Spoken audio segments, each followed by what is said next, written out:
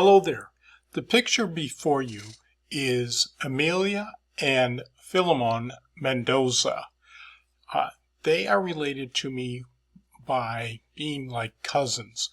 My dad was the youngest of 9 children. These two are the children of one of my dad's siblings. So, in essence, they're one of my cousins. The difference is there's about a 50 to 60 year difference in our ages because my dad was so young and his siblings were so old having kids, and these are their kids, and my dad had me when he was 56. So right there was a 56-year difference, and I would say they were probably in their 70s, actually 80s. So now, these people had a very nice place in the Philippine Islands, and when my dad died, we visited them because we brought Dad's body to their house, and the funeral was actually in their house, or not the funeral, but laying in state so people can see Dad and such like that. They had a big house by Filipino standards, and as a matter of fact, the upstairs had like 4 bedrooms, and they hadn't been upstairs in years. And they would always have their grandchildren come see them every weekend, and the grandchildren would come and sleep in their main bedroom. So it was a real good family atmosphere.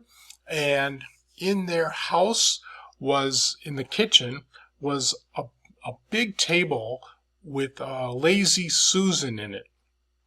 And a Lazy Susan is a circular table on roller bearings, and people would sit around this circular table, and there would be, like a counter, and they would put food on this circular table, and it would go around in a circle, so you'd be able to pick off the food that you want.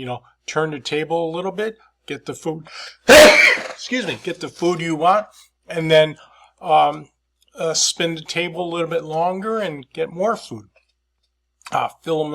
Filimon, one other thing about him was that he worked in a bank, and he actually hired it's been a while, the president's future wife.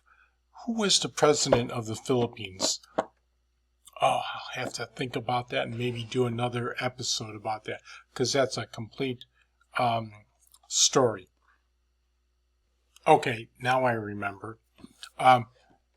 He hired Imelda Marcos.